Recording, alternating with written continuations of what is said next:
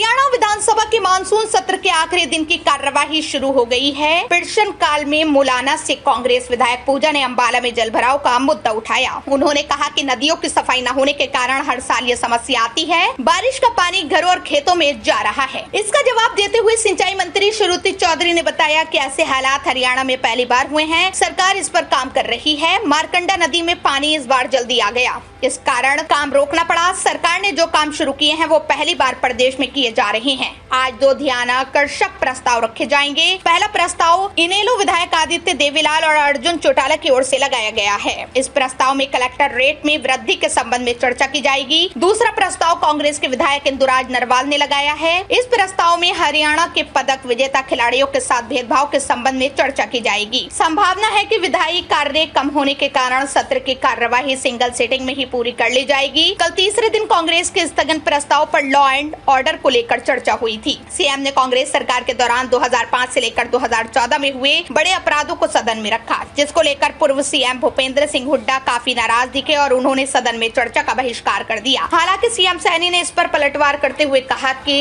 ये सच सुन नहीं सकते।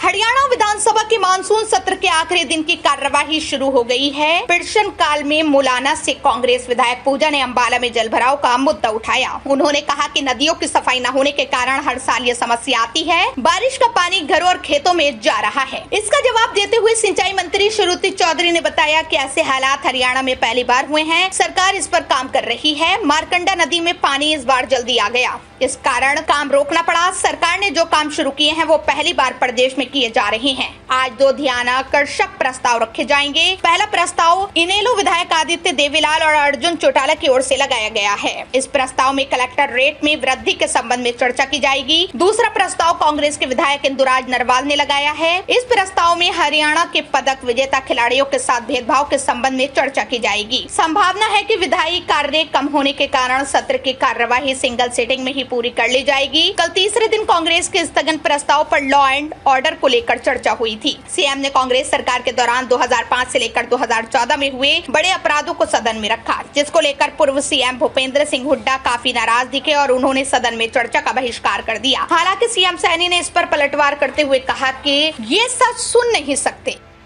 हरियाणा विधानसभा के मानसून सत्र के आखिरी दिन की कार्यवाही शुरू हो गई है। प्रश्न काल में मुलाना से कांग्रेस विधायक पूजा ने अंबाला में जलभराव का मुद्दा उठाया। उन्होंने कहा कि नदियों की सफाई न होने के कारण हर साल ये समस्या आती है। बारिश का पानी घरों और खेतों में जा रहा है। इसका जवाब देते हुए सिंचाई मंत्री श्रुति चौधरी ने बताया कि ऐसे हालात हरियाणा में पहली बार हुए हैं। सरकार इस पर काम कर रही है। मारकंडा नदी में पानी इस बार जल्दी आ गया, इस कारण काम रोकना पड़ा। सरकार ने जो काम शुरू किए हैं वो पहली बार प्रदेश में किए जा रहे हैं। आज दो ध्यानाकर्षक प्रस्ताव रखे जाएंगे। पहला प्रस्ताव इनेलो विधायक आदित्य देवीलाल और अर्जुन चौटाला की ओर से लगाया गया है। इस प्रस्ताव में कलेक्टर रेट में वृद्धि के संबंध में चर्चा की जाएगी। दूसरा प्रस्ताव कांग्रेस के विधायक इंदुराज नरवाल ने लगाया है। इस प्रस्ताव में हरियाणा के पदक विजेता खिलाड़ियों के साथ भेदभाव के संबंध में चर्चा की जाएगी। संभावना है कि विधायी कार्य कम होने के कारण सत्र की कार्यवाही सिंगल सीटिंग में ही पूरी कर ली जाएगी। कल तीसरे दिन कांग्रेस के स्थगन प्रस्ताव पर लॉ एंड ऑर्डर को लेकर चर्चा हुई थी। सीएम ने कांग्रेस सरकार के दौरान 2005 से लेकर 2014 में हुए बड़े अपराधों को सदन में रखा, जिसको लेकर पूर्व सीएम भूपेंद्र सिंह हुड्डा काफी नाराज दिखे और उन्होंने सदन में चर्चा का बहिष्कार कर दिया। हालांकि सीएम सैनी ने इस पर पलटवार करते हुए कहा कि